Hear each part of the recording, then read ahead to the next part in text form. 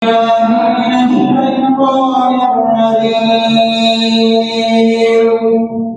الله الرحمن الرحيم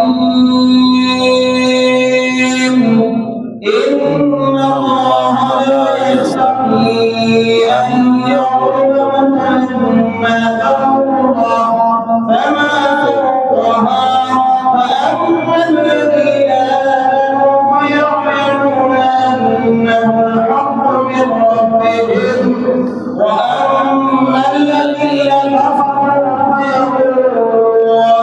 ويقولون ماذا أراد الله بهذا مثلا يضل به كثيرا ويهدي به كثيرا وما يضل به إلا الفاسقين الذين يعبدون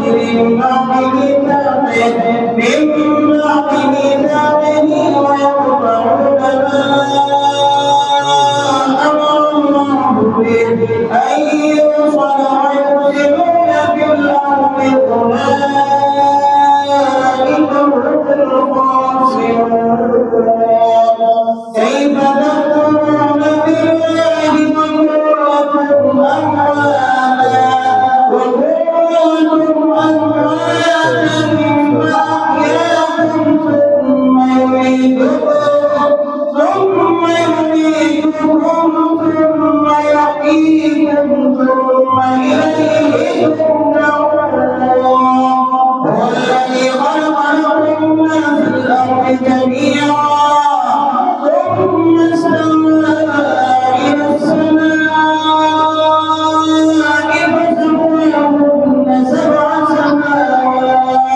فسواهن سبع سماوات وهو بكل شيء عليم. ماشاء بسم اللہ الرحمن الرحیم. الحمدللہ یہ ہمارا سلسلہ ثانیہ کا آج چھٹا سبق ہے. 26/12/2025 بمطابق 7 رجب المرجب 1447 ہجری سورت بقرہ کی آیت نمبر 26 تا 29 آج ہمارا یہ درس ہے. اس میں بہت ہی عجیب اس میں باتیں ہیں. سارا قرآن ایسا ہے کہ اپنی علمی شان کے حوالے سے اپنی نظیر آپ ہی ہے. اس میں کچھ عجیب سوالات کے جوابات، دلچسپی اس میں بہت زیادہ ہے. ان اللہ لا یستحی ان یضرب مثلا ما بعودۃ فما فوقها فاما الذین آمنوا فیعلمون انہ الحق من ربهم وَأَمَّا الَّذِينَ كَفَرُوا فَيَقُولُونَ مَاذَا أَرَادَ اللَّهُ بِهَذَا مَثَلًا يُضِلُّ بِهِ كَثِيرًا وَيَهْدِي بِهِ كَثِيرًا وَمَا يُضِلُّ بِهِ إِلَّا الْفَاسِقِينَ. بے شک اللہ تعالیٰ اس بات سے ذرا بھی نہیں شرماتا کہ وہ کسی شے کی حقیقت واضح کرنے کے لیے کوئی بھی مثال بیان کرے، خواہ مچھر کی یا اس سے بھی چھوٹی چیز کی. بہرحال مومنین اس بات کو یقیناً جانتے اور مانتے ہیں کہ یہ مثال ٹھیک اور برمحل ہے.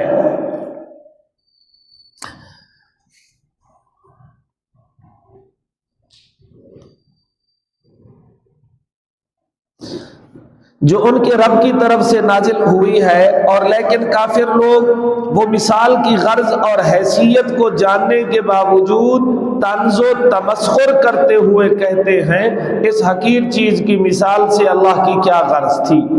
ایسے ضدی لوگوں کو مثال کی حقیقت اور حکمت بتلانے کے بجائے ڈانٹتے ہوئے فرمایا ہاں ان مثالوں کے ذریعے اللہ تعالیٰ بہت لوگوں کو گمراہ کرتا ہے اور بہت لوگوں کو ہدایت دیتا ہے، اور اللہ تعالیٰ ان مثالوں سے صرف نافرمان بدکاروں کو گمراہ کرتا ہے.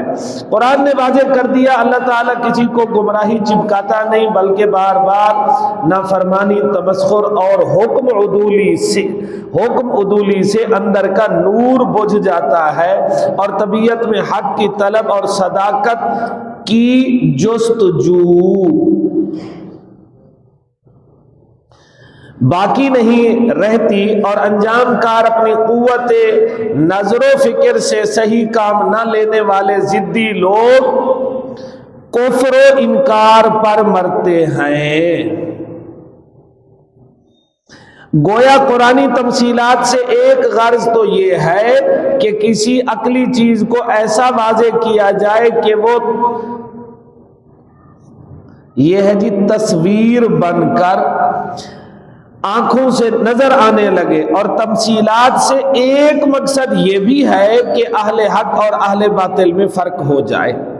تشریح الفاظ، ان اللہ لا یستحیی، اللہ تعالی شرماتا نہیں۔ حیا کہتے ہیں انقباض عن شیء، کسی چیز سے آدمی رک جائے، منقبض ہو جائے، اس کو اپنے ارادے سے کوئی چیز پھیر دے بدنامی کے خوف سے، یعنی بدنامی کے ڈر سے کسی شے کو چھوڑ دینا۔ پھر حیا کی کئی قسمیں ہیں، حیا عن النفس، خود سے شرما کر کوئی کام چھوڑ دینا،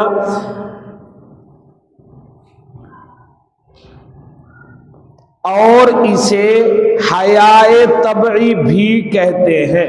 طبیعت میں کئی چیزیں ایسی ہوتی ہیں آدمی کہتا ہے یہ کام نہیں کرنے، اس سے نہیں کہ لوگ کیا کہیں گے، خود آدمی کو خیال ہوتا ہے کہ یہ میرے مناسب نہیں۔ مثلا اس کی مثال دی جاتی ہے، یہ اپنے دامن سے ناک صاف کرنا۔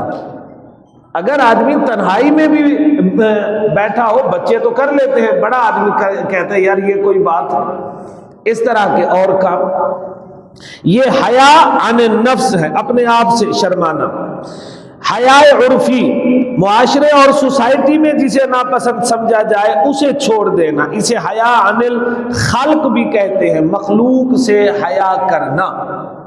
اس کی بہت سی مثالیں ہیں، آدمی مجمع میں آدمی ڈکار نہیں لیتا، یا ایسے بہت سے معاملات، اگرچہ وہ ذاتی طور پر کوئی غلط کام نہیں لیکن مجمع کے مناسب وہ نہیں ہوتے جی۔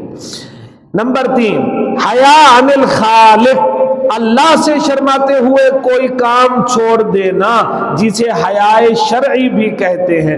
پھر اگر یہ قسمیں ایک دوسرے کے مقابل آ جائیں تو حیائے شرعی سب پر مقدم ہوگا۔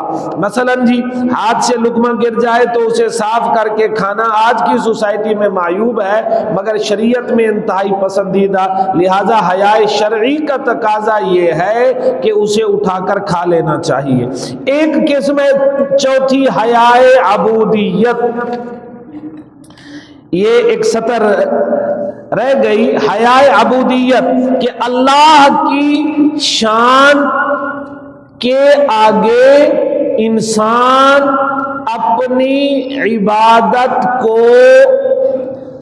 بالکل کچھ نہ سمجھے، جیسا کہ حضور پاک صلی اللہ علیہ وسلم سے بھی یہ کسی درجے میں منقول ہے، ما عبدناک حق عبادتک، ورنہ بزرگوں سے یہ منقول ہے ما عبدناک حق عبادتک، حالانکہ اللہ کی عبادت کی ہے، فرض نمازیں بھی پڑھی، نوافل کا بھی اہتمام کیا، سنتوں کی بھی باقاعدہ اپنی ترتیب رکھی، اس کے بعد کیا کہا جی ما عبدناک حق عبادتک، پروردگارہ جیسے تیری عبادت کا حق تھا ہم نے وہ کیا ہی نہیں۔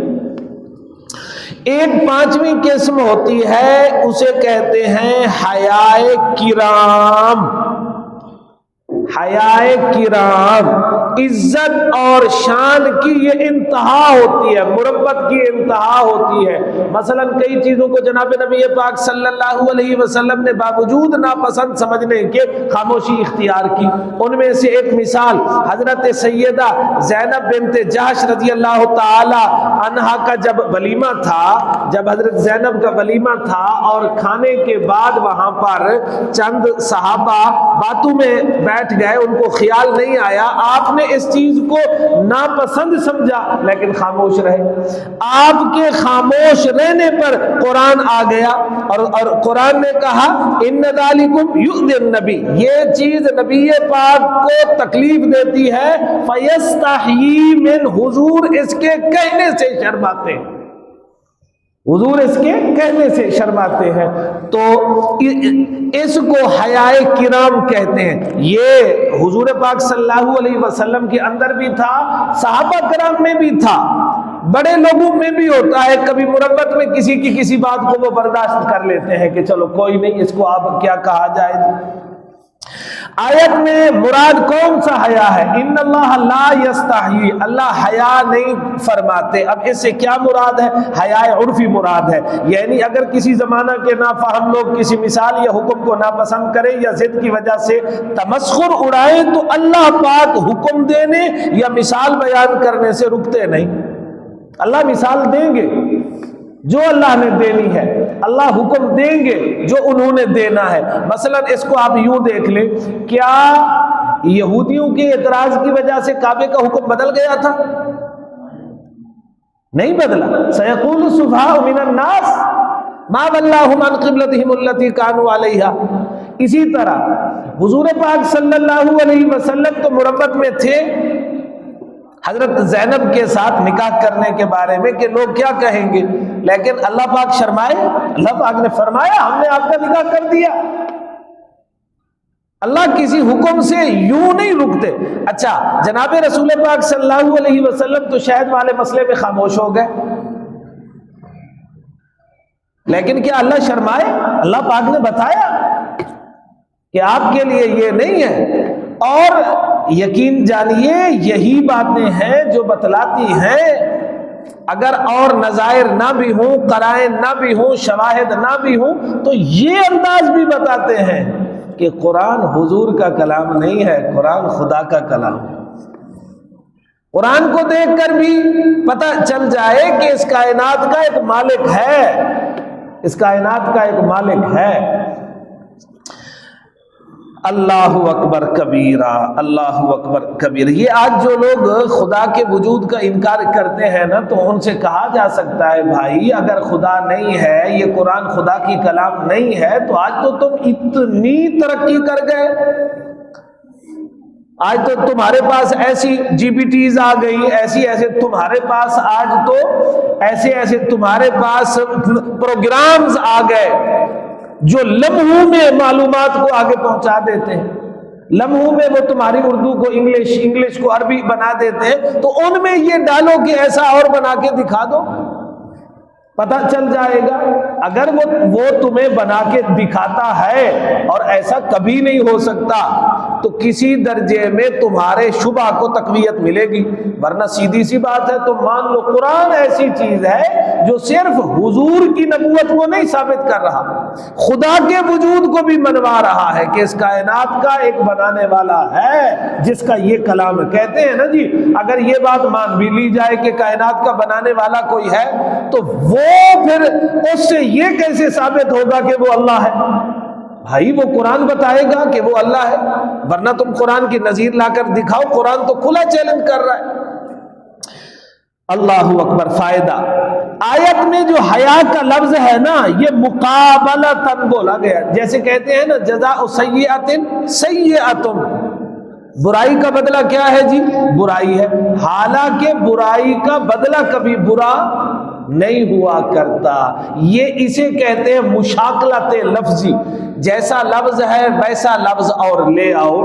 مقابلتاً بولا گیا، یعنی جب کوتاہ نظر مشرکین قرآن کے اعجاز اور چیلنج سے عاجز آئے تو بولے اگرچہ ہم قرآن کے مقابلے سے عاجز ہیں، مگر اس میں حقیر اور خسیس، یہ دونوں سین کے ساتھ ہیں جی، یہ خسیس میں دو سینے ہیں، حقیر اور خسیس چیزوں کا تذکرہ دلیل ہے، یہ کلام الہی نہیں۔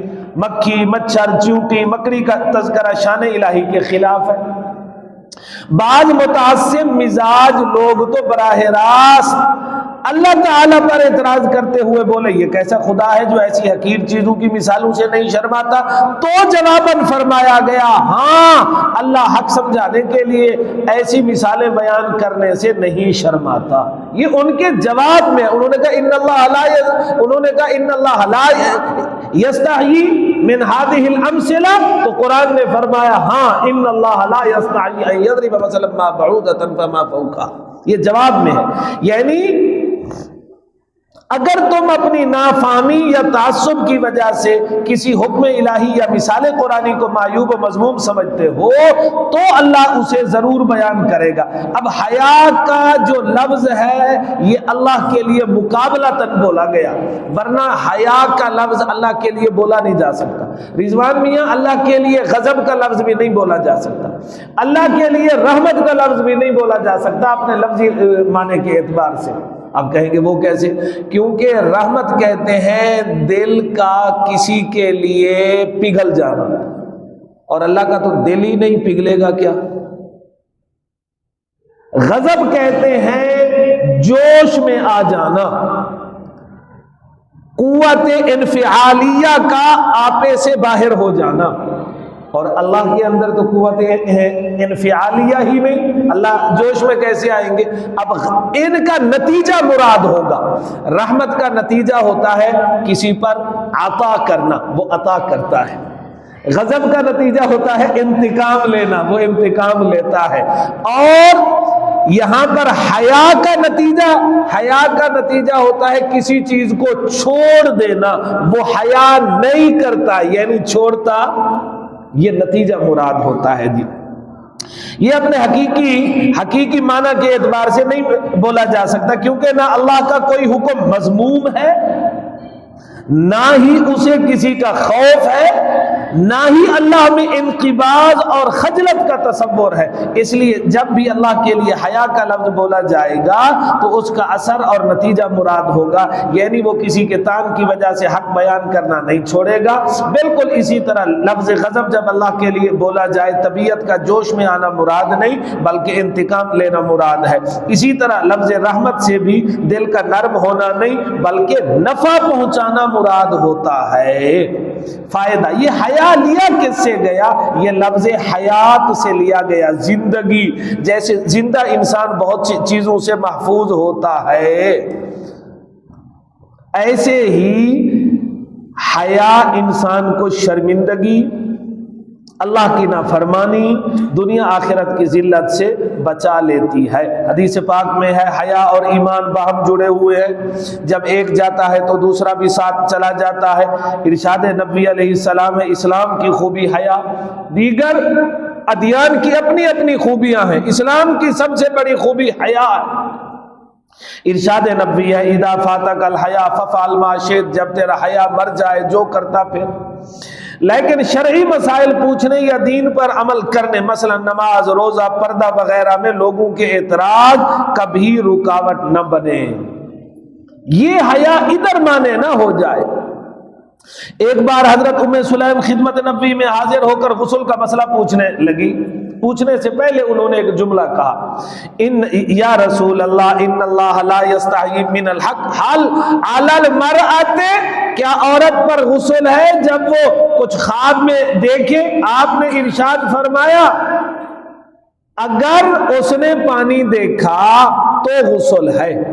اس پر حضرت ام سلمہ سیدہ اما ام سلمہ بولی یا ام سلیم قد فضحت النساء، تو نے تو عورتوں کو شرمندہ کر دیا۔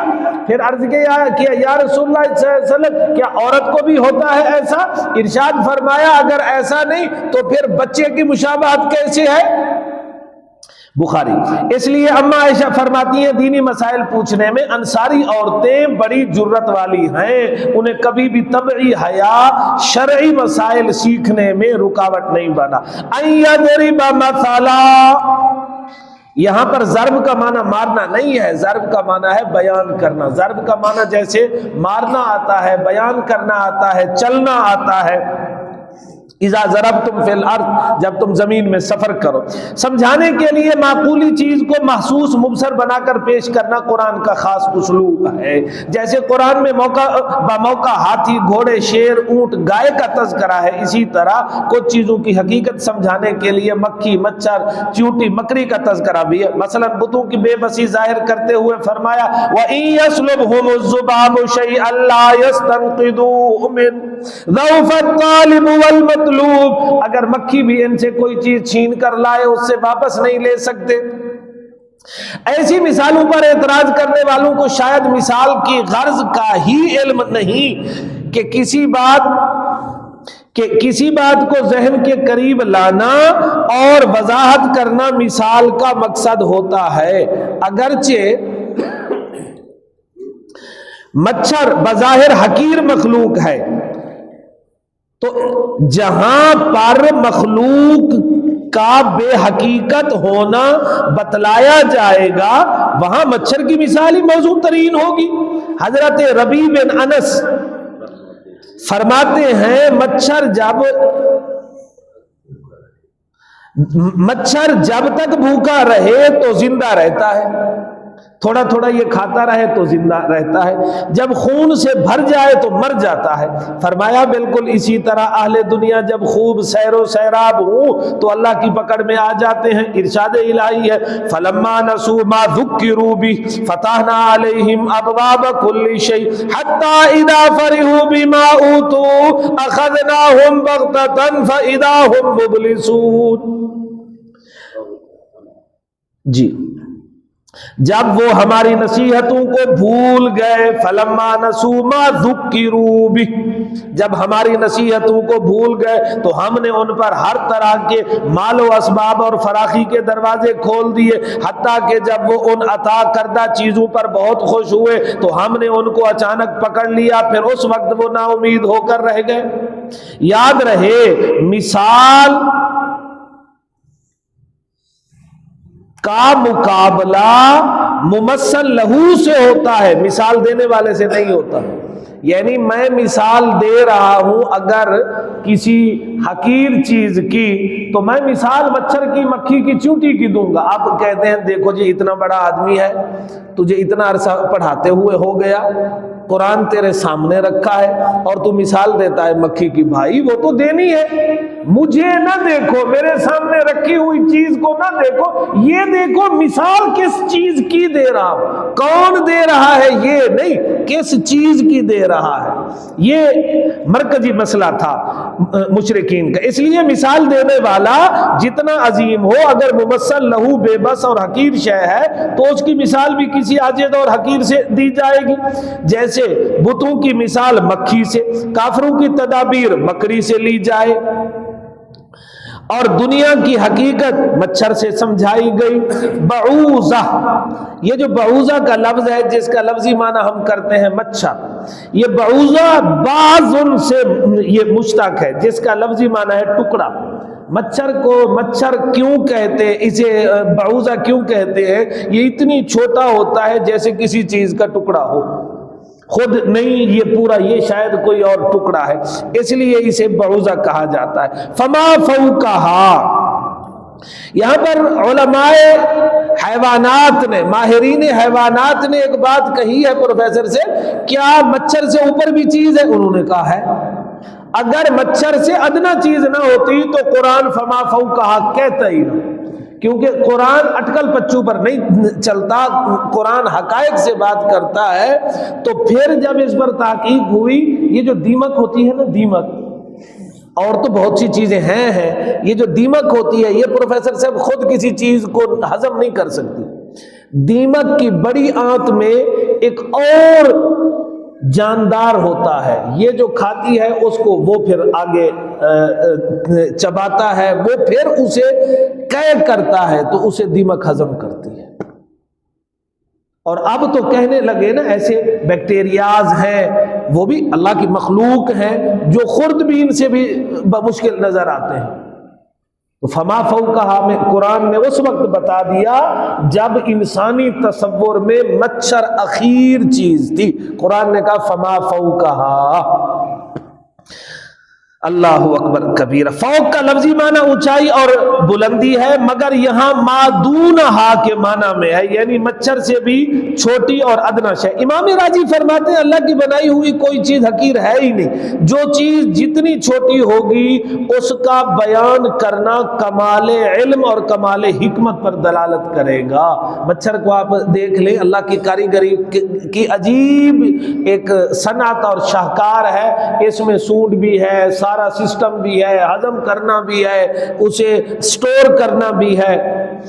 فَيَعْلَمُونَ أَنَّهُ الْحَقُّ.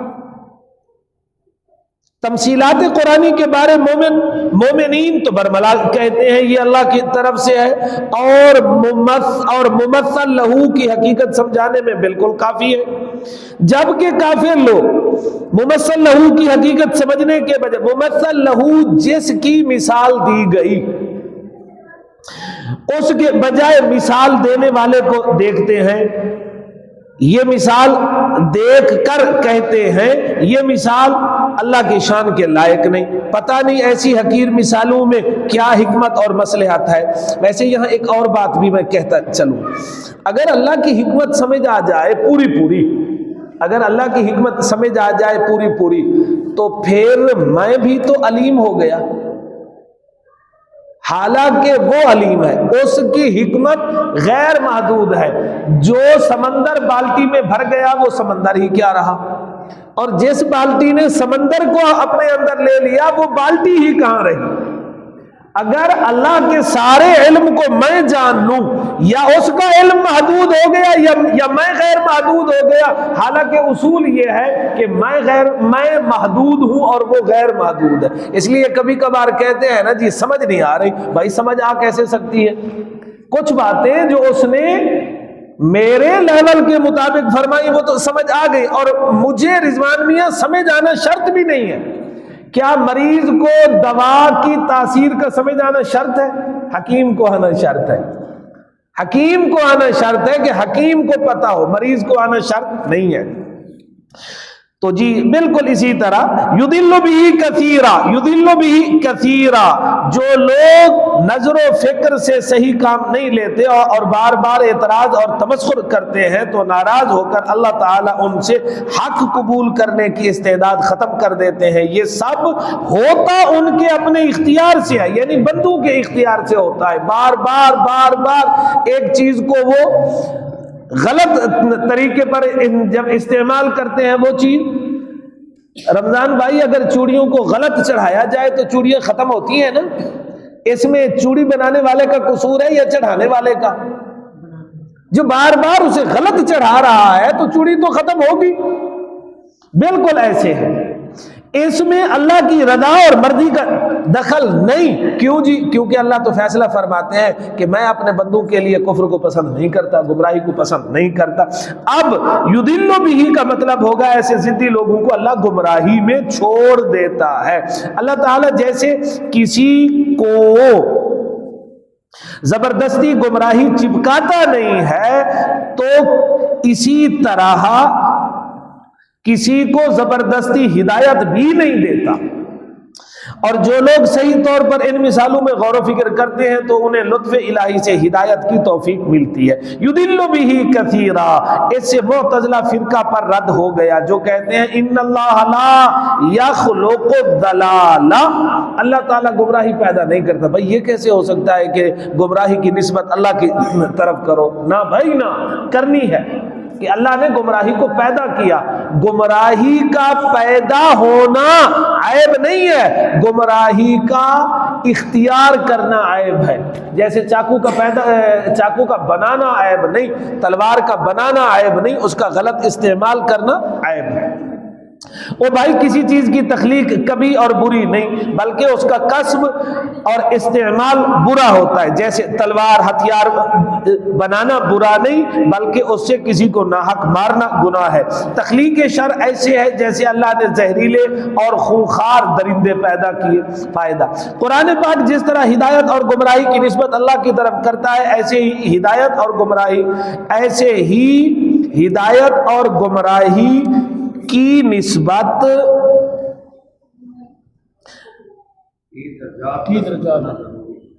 نہ جینا، یہ ہے ایسے ہی ہدایت کی نسبت انبیاء کرام اور قرآن کی طرف ہے، اور گمراہی کی نسبت شیطان کی طرف ہے۔ لہذا ہدایت اور گمراہی کے درجات کا سمجھنا ضروری ہے۔ بھائی اللہ گمراہ کرتا ہے یا شیطان، اللہ ہدایت دیتا ہے یا قرآن، اس بات کو سمجھنا ہے۔ ہدایت بیان یہ پہلا درجہ ہے، یعنی حق بیان کرنا، حق کی تعلیم دینا، اس نسبت سے قرآن اور حضرات انبیاء کرام ہادی ہیں۔ اسی کو اراءۃ الطریق، راستہ دکھلانا بھی کہا جاتا ہے، انبیاء بھی راستہ دکھلاتے ہیں۔ چنانچہ اس لحاظ سے قرآن ھدی للناس ہے۔ نمبر 2، ہدایت توفیق اور ایصال الی المطلوب، یعنی کسی کے لیے خیر کے اسباب جمع کر کے موانع ہٹا لینا کہ اسے اطاعت الہی لذیذ اور معصیت الہی تلخ محسوس ہونے لگے، یہ اللہ کے ساتھ خاص ہے۔ چنانچہ ارشاد فرمایا انک لا تہدی من احببت ولکن اللہ یہدی من یشاء۔ بالکل اسی طرح گمراہی کے بھی دو معنی ہیں، ایک ہے گناہ کی دعوت دینا، حق کو باطل سے ملتبس کرنا، یہ تو خالصتاً شیطان اور اس کے چیلوں کا کام ہے۔ چنانچہ ارشاد الہی ہے زین لهم الشیطان اعمالهم فصدهم عن السبیل، شیطان نے ان کے کاموں کو خوبصورت بنا کر پیش کیا اور ان کو حق راستے سے روک دیا۔ یہ اللہ نہیں کریں گے، کیا اللہ کسی کو باطل کی دعوت دیتے ہیں خالد بھائی؟ ہرگز نہیں دیتے ہیں۔ اسی طرح فرعون کے بارے فرمایا وَأَضَلَّ فِرْعَوْنُ قَوْمَهُ وَمَا هَدَى، فرعون نے اپنی قوم کو گمراہ کیا، سیدھا راہ نہ دکھایا۔ ایسی گمراہی کی نسبت کبھی اللہ کی طرف نہیں ہوگی، کیونکہ اللہ اپنے بندوں کے لیے فحشاء، منکر اور کفر کو ناپسند کرتا ہے۔ ان اللہ لا یرضی لعبادہ الکفر، اور اسی طرح ارشاد الہی ہے ان اللہ یأمر بالعدل والاحسان، جو اکثر بلکہ ہمیشہ جو ہم خطبے میں سنتے ہیں کہ اللہ تمہیں حکم کرتا ہے عدل کا، احسان کا، قریبی رشتہ داروں کو دینے کا، تمہیں روکتا ہے فحشاء سے، منکر سے، اور نصیحت کرتا ہے تم کو تاکہ تم یعظکم، تمہیں باز فرماتا ہے تاکہ تم نصیحت حاصل کرو۔ یہ جو درجہ ہے، یہ درجہ کسی کو گمراہی کی دعوت دینا، یہ تو صرف شیطان کرے گا۔ دوسرا معنی ہے بد نصیب لوگوں کو ہدایت کی توفیق سے محروم کر دینا۔ ارشاد الہی ہے ان اللہ لا یہدی من هو مسرف کذاب، استہزاء اور تمسخر کرنے والے، حد سے تجاوز کرنے والے، جھوٹے آدمی کو اللہ ہدایت کی توفیق نہیں دیتا۔ واللہ لا یہدی القوم الظالمین، اللہ تعالیٰ بے انصافوں کو ہدایت نہیں دیتا ہے۔ مرشد تھانوی نے یہ بات مثال سے یوں سمجھائی، کسی مہربان، یہ جو مثالیں ہیں کسی کے لیے ہدایت، کسی کے لیے گمراہی، کیسے؟ مہربان ڈاکٹر نے اینکوں کے بہت سے شیشے اس نے تراشے، آئی اسپیشلسٹ تھا، اس نے اینک کے لیے اس وقت وہی تراشا کرتے تھے، اس نے تراشے۔ جن کی نظر کمزور ہوگی ان کو دوں گا۔ ایک احمق مریض آیا، شیشے اٹھا کر آنکھوں میں چبھونے لگا۔ اب آپ بتائیے اس سے اس کا علاج ہوگا؟ رہی صحیح، نظر بھی اس کی جاتی رہی۔ اب اس نے شور مچایا یہ شیشے بیکار ہے، یہ تو الٹا آنکھوں کو خراب کرتے ہیں۔ ڈاکٹر نے بہت سمجھایا شیشے ٹھیک، مگر تیرا طریقہ غلط ہے۔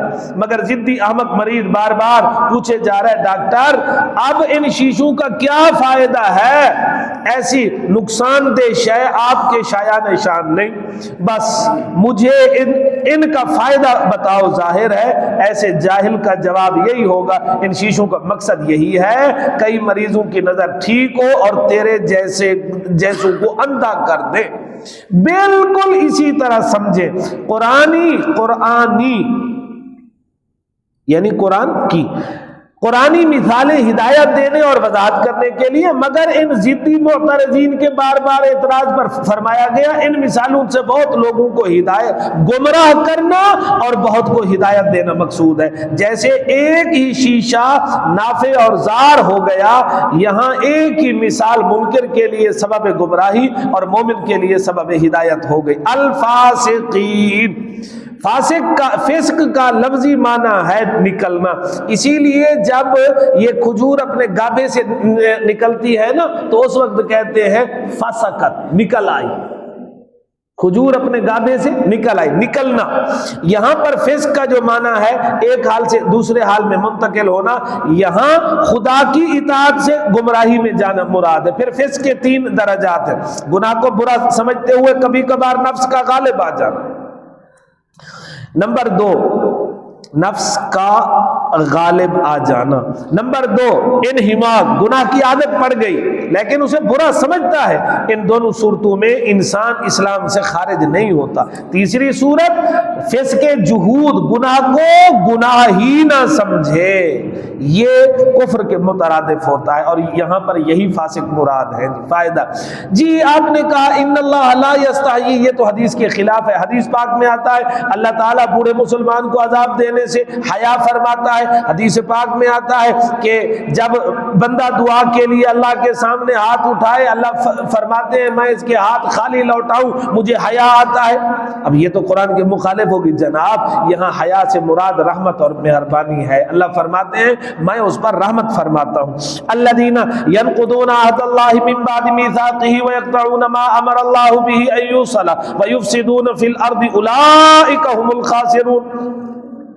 فاسق وہ لوگ ہیں جو اللہ کے عہد کو مضبوط کرنے کے بعد توڑتے ہیں اور جس کے جوڑنے کا اللہ نے حکم دیا اسے کاٹتے ہیں، اور وہ لوگ زمین میں فساد پھیلاتے ہیں، یہی لوگ نقصان اٹھانے والے ہیں۔ فاسقوں کی 3 بری خصلتوں کا ذکر، عہد الہی توڑتے ہیں، عہد ہر وہ شے جس کی حفاظت کی جائے، زمانے اور تاریخ کو بھی اسی لیے عہد کہتے ہیں کہ اس کی حفاظت کی جاتی ہے، لیکن آج اسلامی تاریخ کی حفاظت نہیں کی جا رہی۔ پتہ نہیں پہلے کن کن تاریخوں کی جا رہی ہے۔ مجھے یہ پتا ہے کہ حضرت عیسیٰ کب پیدا ہوئے، اور یہ بھی تو آج ظلم کی بات ہے نا، حضرت عیسیٰ 25 دسمبر کو پیدا ہوئے۔ خیر یہ تو ہمارا موضوع نہیں، اس میں تو عیسائی خود ایک دوسرے کے مخالف ہے۔ 345 سال کے بعد جا کر سیتھا نامی راہب نے قسطنطین کے کہنے پر یہ اس نے تماشا رچایا تھا کہ 25 کو ہوئے، ورنہ 6 جنوری، اکتوبر، نومبر اور کئی قول ہے حضرت عیسیٰ کی ولادت کے، اور آپ حیران ہوں گے کہ اناجیل اربع میں حضرت عیسیٰ کی ولادت کا ذکر ہی نہیں، لوکا سے، متی سے، مرکز سے، یوحنا سے، کسی سے اس کا ثبوت ہی نہیں۔ خیر جی اب کیا کہتے ہیں کرسمس مبارک پر جی حرج کیا ہے؟ بھائی بہت حرج ہے، حضرت عیسیٰ کی ولادت پر مبارکباد دینے میں تو حرج نہیں ہے، لیکن عیسیٰ ابن اللہ کی مبارکباد دینے پر تو حرج ہے کہ جی اللہ کے ہاں بیٹا پیدا ہوا۔ اللہ اکبر کبیرہ، اللہ اکبر کبیرہ۔ بہرحال جی تو آج جو ہے اپنی تاریخ کی، اپنی ثقافت کی حفاظت ہونی چاہیے۔ یہاں مراد وعدہ الست ہے، الستو بربکم، یا فطرت میں ودیت رکھا ہوا ایمان، کل مولود یولد علی الفطرہ، جس کی ہر دور میں انبیاء کرام کے ذریعے توثیق اور مضبوطی ہوتی رہی۔ اور بعد نے کہا مراد وہ وعدہ جو تورات و انجیل میں اہل کتاب سے رسول پاک کے بارے میں لیا گیا، اور بعد نے کہا میثاق نبوی، یعنی وَإِذْ أَخَذَ اللَّهُ مِيثَاقَ النَّبِيِّينَ لَمَا آتَيْتُكُم مِّن كِتَابٍ وَحِكْمَةٍ، جب تمہیں کتاب اور حکمت دی جا چکے، ثُمَّ جَاءَكُم، پھر میرا رسول آئے، مصدق لما معکم لتؤمنن به ولتنصرن، یہ بھی ختم نبوت کی واضح نشانی ہے۔ جب میرا آخری رسول آئے گا اس کے بعد تم نے انہی کے ساتھ ہو جانا۔ نمبر 3 جوڑنے کے حکم کو کاٹنے ہیں۔ اہل کتاب کو حکم تھا پوری تورات و انجیل پر ایمان لا، اور وہ یؤمنون ببعض الکتاب ویکفرون ببعض کے مصداق بنے۔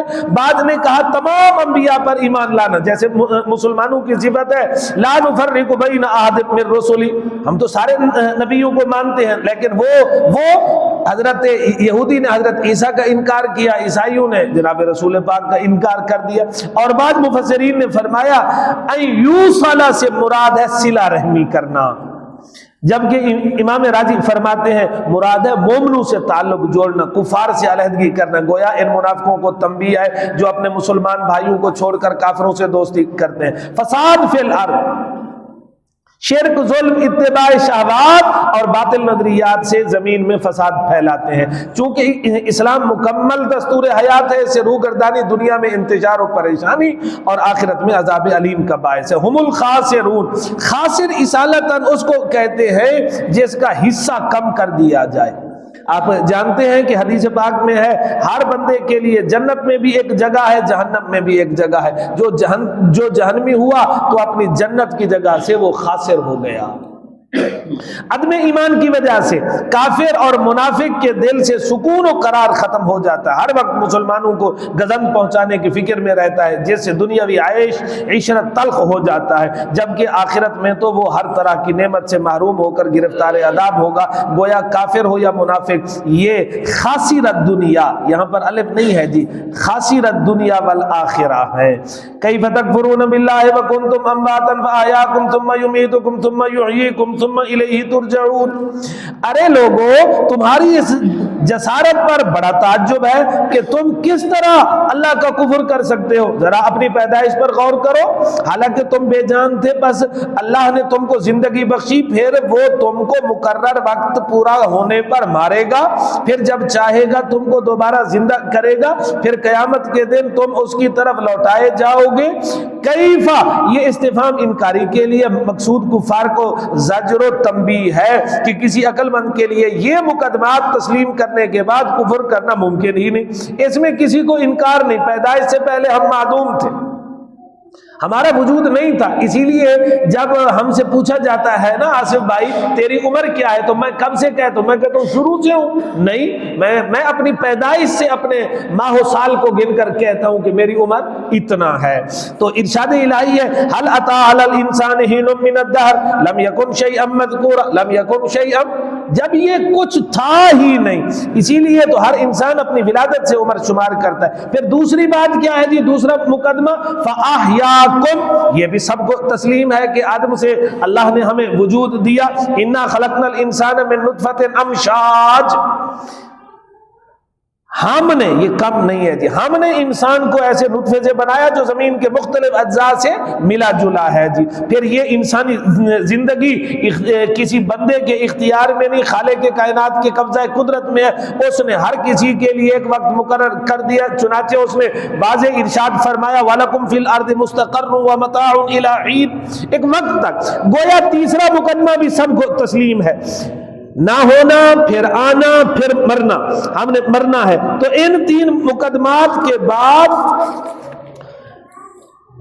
یحییکم ثم یحییکم، یعنی باس بعد الموت کا انکار کرنا اور اس پر اللہ کو قادر نہ ماننا بالکل خلاف عقل ہے۔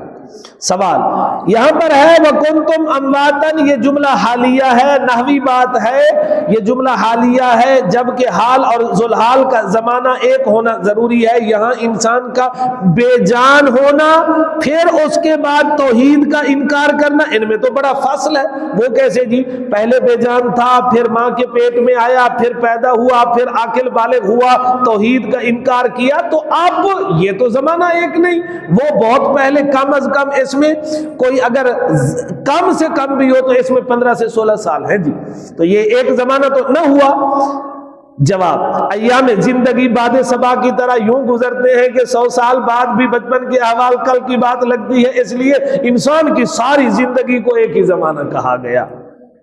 تشریح الفاظ فاحیاکم، تمہیں زندگی دی، یعنی باپ کی پشت ماں کے رحم سے گزار کر دنیا میں لایا، پھر اللہ کے تمام احسانات میں زندگی کو مقدم رکھا، اس لیے کہ تمام نعمتوں سے فائدہ حاصل کرنا زندگی پر ہی منحصر ہے۔ مرا ہوا کیا کر سکتا ہے جی، زندہ ہوگا تو کھائے گا، پیے گا، سنے گا، بولے گا، سمجھے گا، ہدایت کی راہ پر چلے گا، خیر کے کام کرے گا، شر کے کاموں سے بچے گا۔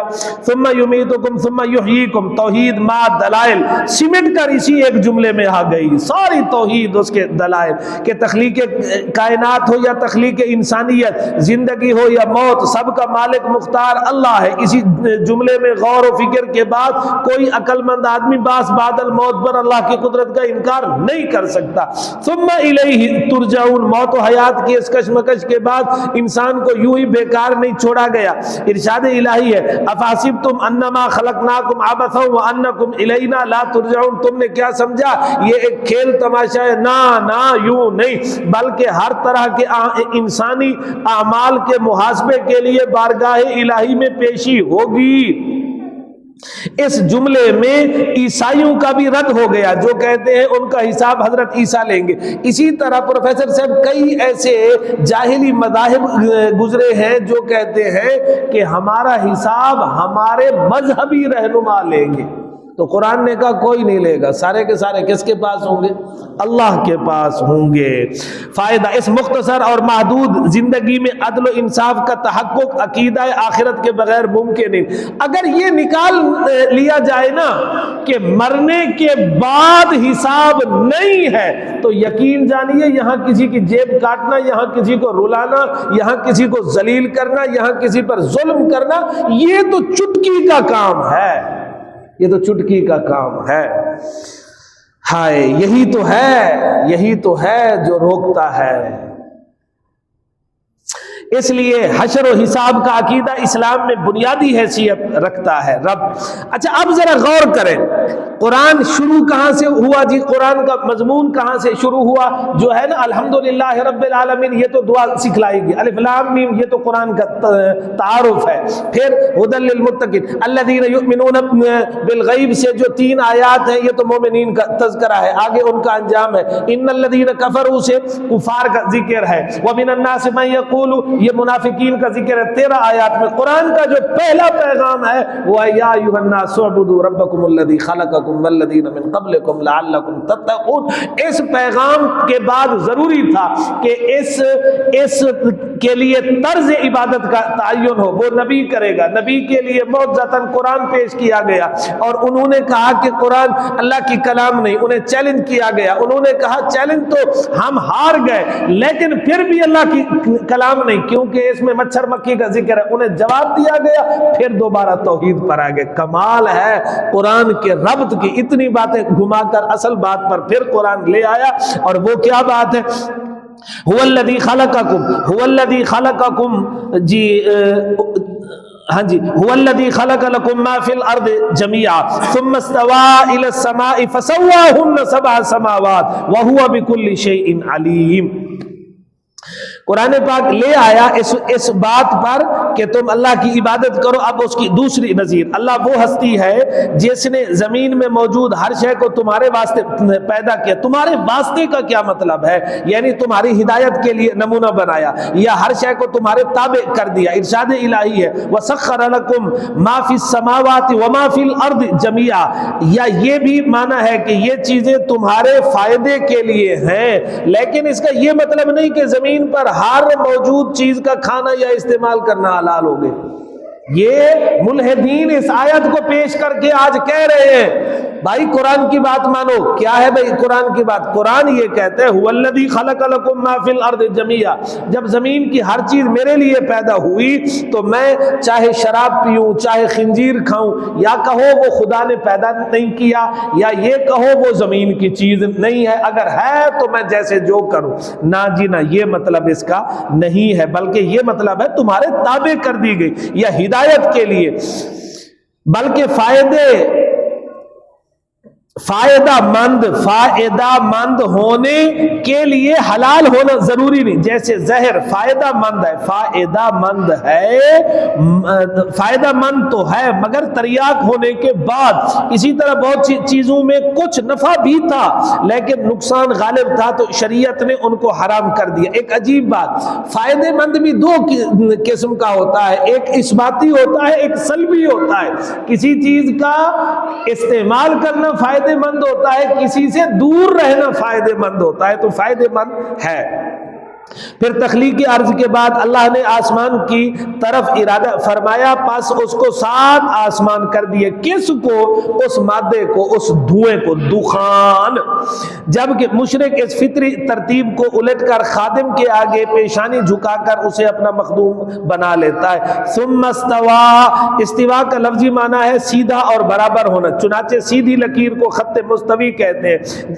جی دوسری جگہ ارشاد الہی ہے الرحمن علی العرش استوا، یہ ہے الرحمن، یہ پہلا علا ہے، الرحمن علی العرش استوا، یہ آیت متشابہات میں سے ہیں۔ استوا کی حقیقت اللہ ہی جانتا ہے۔ اس آیت میں ہے ثم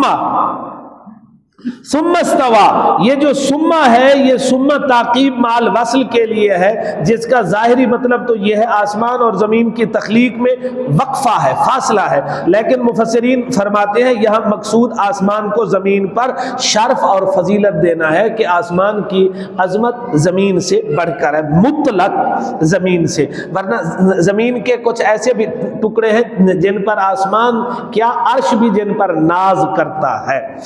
شبہ یہاں سے معلوم ہوا زمین پہلے بنی آسمان بعد میں، جبکہ نازعات میں ہے وَالْأَرْضَ بَعْدَ ذَلِكَ دَحَاهَا، پہلے آسمان پھر زمین بنی۔ بظاہر دونوں آیتوں میں تعارض ہے جناب، پہلے زمین کا بلبلہ بنا پھر آسمان کا دھواں، اور اس دھوئیں کو سیدھا کر کے 7 آسمان بنائے گئے، اس کے بعد زمین کو بچھایا گیا۔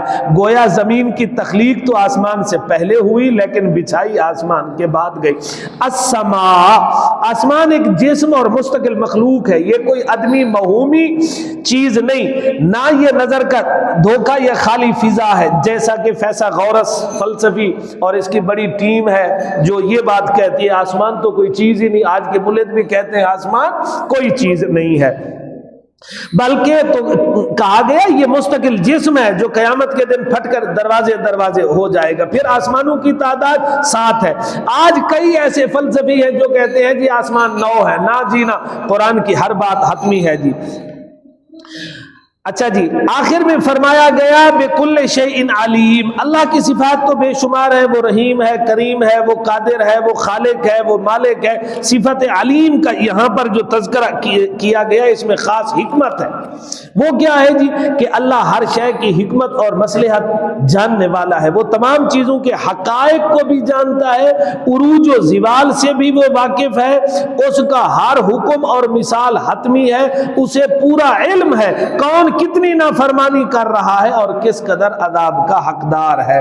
خلاصہ آیت نمبر 26، 3 باتوں کا بیان۔ اللہ حق سے نہیں شرماتا، مثال میں ممثل لہو کو دیکھو، مثال دینے والے کو نہیں۔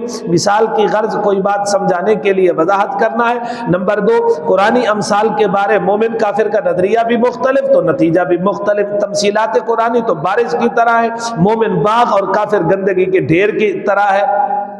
12 کے در لطافت تبش خلاف نیست والی بات ہے۔ خلاصہ آیت نمبر 27، فاسقوں کی 3 نشانی، عہد الست، عہد فطرت یا سابقہ کتب کے عہد کو توڑتے ہیں۔ نمبر 2، قطع رحمی کرتے ہیں، تفریق بین الانبیاء یا تفریق بین الآیات والاحکام کرتے ہیں، اور مسلمانوں میں شبہات کے ذریعے ان کو اسلام سے ہٹانے، مسلمانوں کے راز کافروں کو دینے یا الہاد کے ذریعے سے فساد مچاتے ہیں۔ خلاصہ آیت نمبر 28، مبدا معاد کی یاد دہانی کے بعد کسی عقل مند کا کفر کرنا انتہائی تعجب خیز ہے۔ تخلیق کے مراحل اور موت و حیات میں غور کے بعد بس بعد الموت کا سمجھنا بالکل سہل ہے۔ خلاصہ آیت نمبر 29، تذکرہ انعامات ربانی اور زمین کی ہر شے خادم ہے، معبود نہیں۔ زمین کی تخلیق آسمان پر مقدم، لیکن زمین بچھائی آسمان کے بعد گئی۔ استوا علی السماء ثم استوا الی السماء، استوا الی السماء، یہ اعلان الی السماء کی حقیقت اللہ جانتا ہے۔ اللہ کی صفت علم کا تذکرہ کہ اس کے ہر حکم پر اعتماد کرو۔